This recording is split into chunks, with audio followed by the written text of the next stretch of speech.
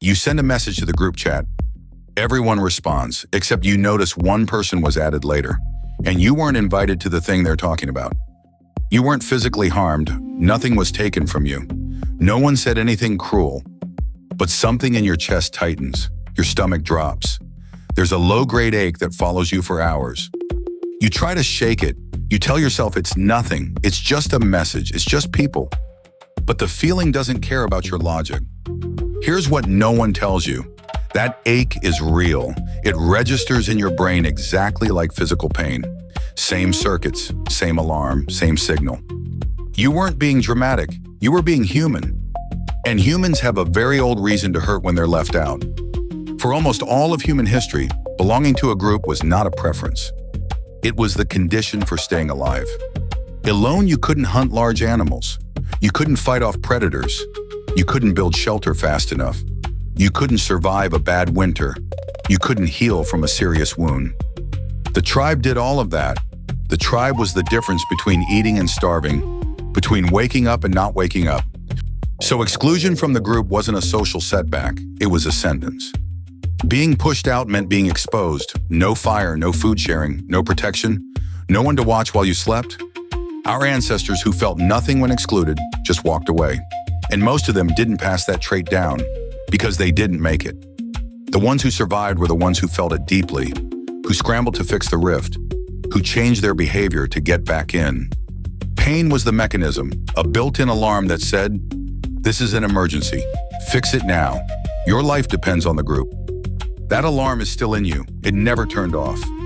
In 2003, a researcher named Naomi Eisenberger put people inside an MRI scanner and had them play a simple computer game. The game involved 3 players passing a virtual ball. At some point, the other 2 players stopped, including the person in the scanner. They just kept passing it between themselves. The excluded person knew it was just a game, knew the other players were not real people, knew nothing in their real life was at stake. And yet, the brain scans showed activation in 2 specific regions, the dorsal anterior cingulate cortex and the anterior insula. These are the same regions that activate when you feel physical pain.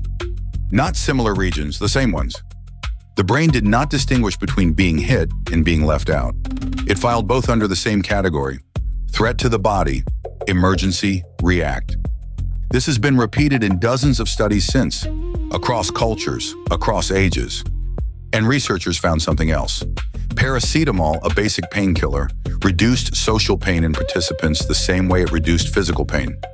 That's not a metaphor anymore. Social exclusion is not just emotionally painful, it is neurologically painful. The brain processes it as an injury. You know the modern version? The text you sent that got left unread. The photo of everyone at a dinner you weren't at. The plan made in front of you that didn't include you. The story you posted that your closest people didn't watch. The group you realized had a second, smaller group inside it. None of it is life-threatening. You know that. Your prefrontal cortex knows that. But your anterior cingulate cortex doesn't know that.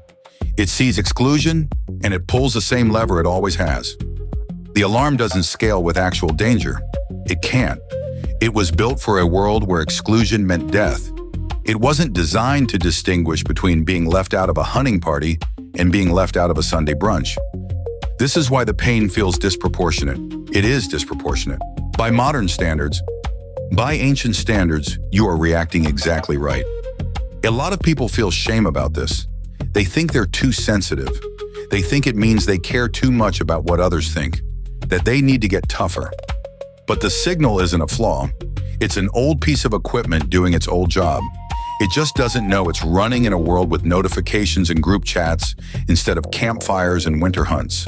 There's something almost strange about this. The most fundamental human fear, the one that cuts deepest, isn't the fear of death. It's the fear of being alone. Because for most of human history, those were the same thing. Thousands of years of evolution didn't just write that into our psychology. It wrote it into our biology, into the architecture of pain itself. Every time you feel that ache from a social slight, your nervous system is doing exactly what it learned to do. It is treating group membership as survival, because it was.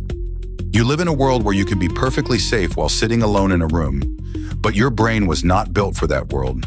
Your brain was built for the one where the fire in the middle of the camp was the only warm thing between you and the dark. The alarm still rings. The hurt still lands, and now you know why. Your brain is older than you think.